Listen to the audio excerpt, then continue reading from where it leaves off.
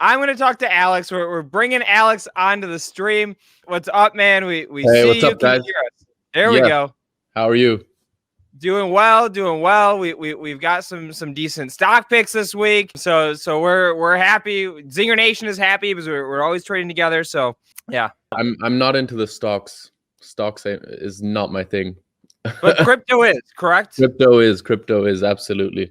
All right, Especially so after this whole GameStop thing. I mean, the relic for crypto just makes so much more sense. So let's talk crypto then. I've got some thoughts to share, some recently changed thoughts on the crypto market. But where are you at with it? What coins do you like right now, etc.? Sure. Yeah, I mean, Bitcoin, Ethereum are always top picks. Besides that, love the DeFi space and love the NFT space as well.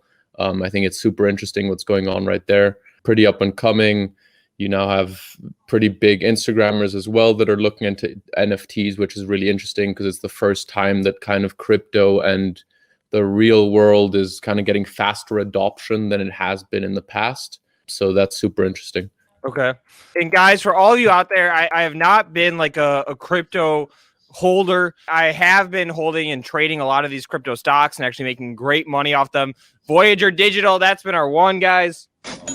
I know a lot of the chatters got into that one. We've been in that stock since 66 cents. It's been on a tear. But I officially became a crypto bull last week. I still haven't taken a position, right? I haven't really studied the charts and figured out where or when I'm taking a position. But I watched a video, right? And it was somebody trying to explain what a newscaster was in the year 1993, year of my birth, what the internet is, right? So the newscaster just couldn't grasp it. He's like, so who owns the internet? And the engineer explaining is like, nobody owns it. It's a system, right? It's a system that allows different people to communicate ideas. And that sort of hit me for blockchain and the crypto space in general and just everything being decentralized. I'm like, holy shit. I'm like not thinking about this in the same way that internet had an impact on the world. So that's what got me into it.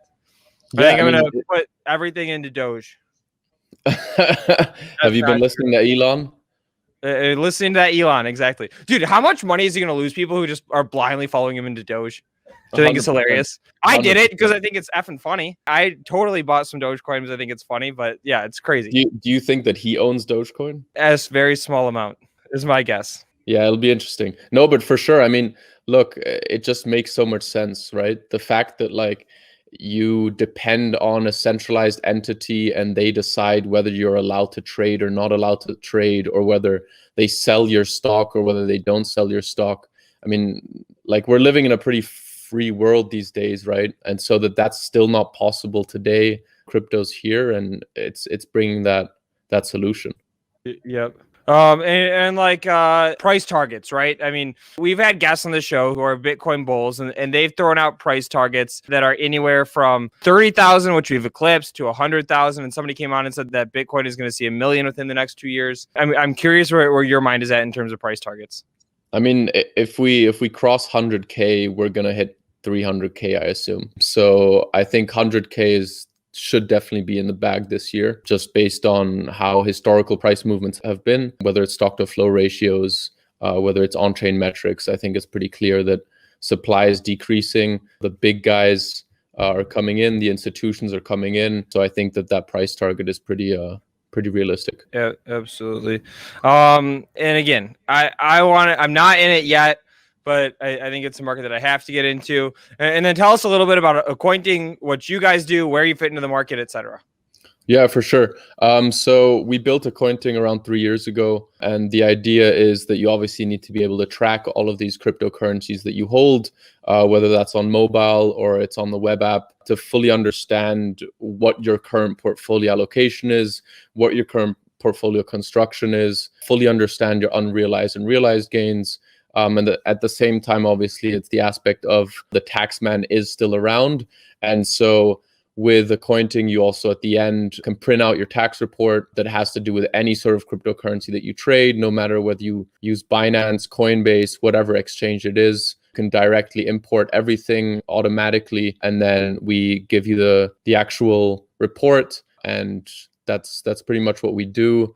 Without it, then hopefully, or with the cointing, I mean, hopefully you'll see why crypto is so great and how your portfolio is performing, and don't make bad mistakes in terms of selling too early or too late. And is there like a lot of manual work that goes into it, or does it connect to the brokerage, or how does that work? Yeah, so essentially you directly connect to Coinbase or whatever exchange you're using, and it pulls all of the data automatically. Do you support Voyager?